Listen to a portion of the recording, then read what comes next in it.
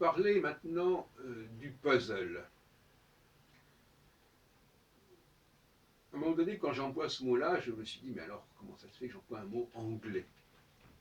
Et en réalité, je me suis renseigné, c'est pas du tout un mot anglais, c'est un mot français. Déformé, mais français. En fin de compte, c'est tout simplement l'idée de se poser une question, de poser un problème. Ça fait problème, ça pose problème. Donc là, encore une fois, c'est du français anglicisé. Le puzzle, c'est ce qui pose problème, mais on supprime le mot problème, on regarde simplement le poser. Bon, ça, c'est pas la première fois, puisque dans likely, en anglais, ça veut dire vraisemblable, et le mot vrai a disparu, on a gardé le mot semblable, likely. À la différence de l'allemand, où on dit wahrscheinlich, qui ressemble à la vérité. Donc il y a des ellipses comme ça qui font que ça brouille les pistes. Et donc, poser problème, ça pose problème. Voilà, d'ailleurs les Québécois disent le casse-tête, mais c'est pas mal. Donc finalement, le vrai nom, ce serait le pose-problème. Pose-problème, pose une énigme. Et on a gardé le verbe poser, et on n'a pas dit de quoi il s'agissait. Donc le complément d'objet qui définit a disparu. Et donc finalement, oui, c'est un peu étrange comme situation. Enfin, ça me soulage maintenant. Je me dis, quand j'emploie le mot puzzle, j'ai plus de problème. On retombe une fois de plus dans le français. D'ailleurs, comme on voyait très bien que ça n'existait pas en anglais, en allemand, et comme je suis germaniste par ailleurs, dès qu'il y a un mot anglais qui n'existe pas en allemand, il y a des fortes chances que ce soit un mot d'origine française. Modifié, tronqué, tout ce qu'on voudra, mais enfin, malgré tout, c'est comme ça. Et puis, donc la question des calques est intéressante aussi, effectivement. Là, c'est même pas un calque. Il y a deux choses qui peuvent donner l'impression d'une limitation des emprunts. C'est quand l'emprunt est déformé et tronqué. Alors là, on voit plus très bien la source. Et quand il y a un calque, à ce moment-là, le calque, on rentre dans une autre langue, et par conséquent, le modèle de départ n'apparaît plus clairement. Je l'ai montré par exemple dans l'histoire de Always, qui est une déformation de toujours, qui est All Days. On est passé de All Days à Always, etc. J'ai donné beaucoup d'exemples de ce type-là.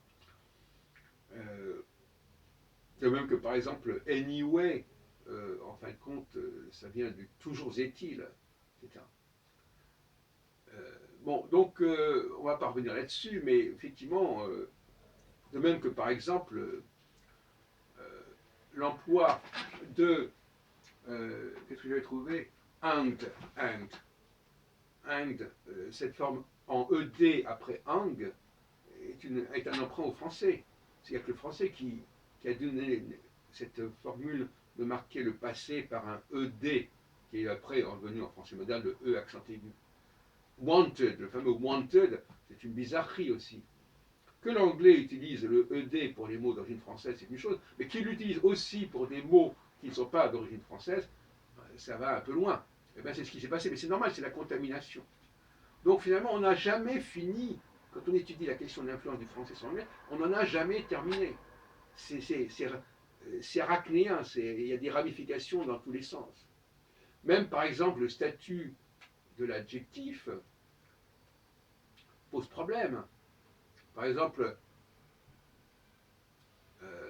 on a en français des adjectifs qui ne sont pas marqués au niveau du genre. Je suis capable, par exemple, ben, capable, ça peut être aussi bien masculin que féminin. Hein. Et donc, par conséquent, ou bien c'est difficile peut être aussi bien masculin que féminin. Et c'est ça qui a certainement donné l'idée aux anglophones d'un adjectif neutre. Mais sur le mode français, parce que l'adjectif en allemand n'est pas du tout neutre.